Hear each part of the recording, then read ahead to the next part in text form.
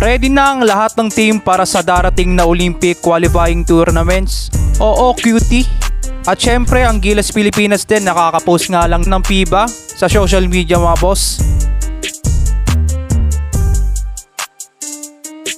Pinakita din ng mga kupunan nila Luka ng Slovenia at syempre ang host ng OQT na walang iba kundi ang Latvia na makakalaban ng Gilas Pilipinas sa unang game. Ang Gilas Pilipinas nga at versus Latvia ay magaganap yan sa July 4, 12 AM Philippine time. Solid din ang number 6 rank ng Latvia. Nandyan nga ang NBA player na si Davis Bertats.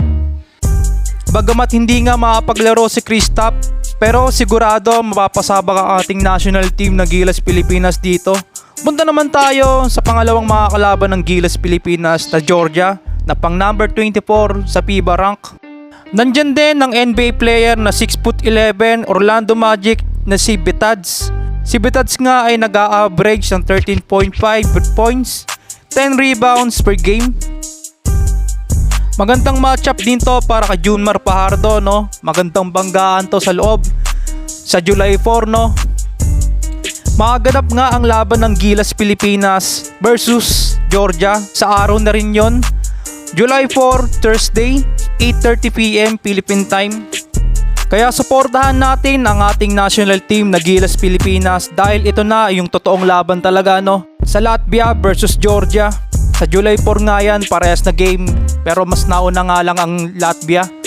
Ang Georgia naman, 8:30 PM, no? Sama-sama din tayo dyan. Philippine time.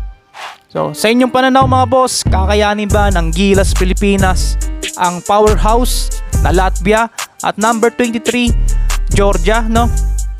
Ang masasabi ko lang sa ating national team na Gilas Pilipinas, suportahan lang din natin yan. At syempre, kung gusto mo ng mga gantong mga video, mag-subscribe ka na sa aking channel para lagi kang updated sa mga bago nating videos katulad ng Gilas Pilipinas.